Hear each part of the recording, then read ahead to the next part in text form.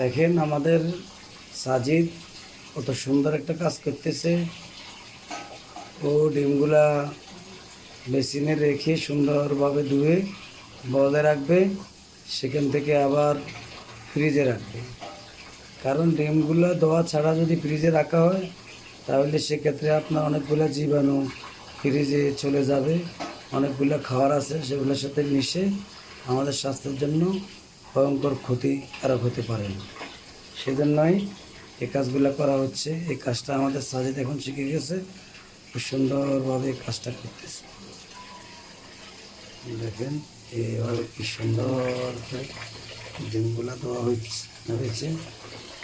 দেখে এখানে এখন আর পানির মনে প্রয়োজন না, একটু কমে দেওয়া সুন্দর।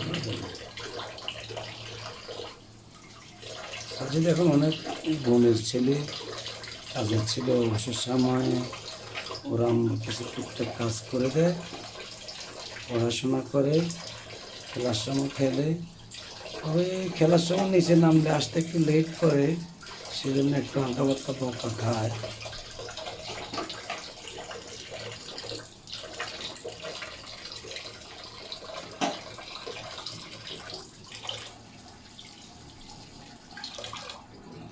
সবগুলো ডিম দেওয়া শেষ, এটা ছেড়ে দাও, এটা ওদিকে রাখো।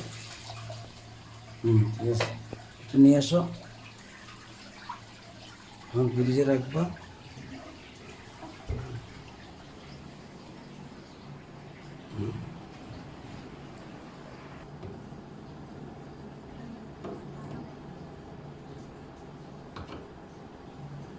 এভাবে আপনারা চাইলেও আপনাদের ছোট্ট সোনামণিদেরকে দিয়ে টুকিটাকি ছোটোখাটো কাজগুলো করাইতে পারেন, তাহলে ওরা ভবিষ্যতের জন্য অনেক এক্সপিরিয়েন্স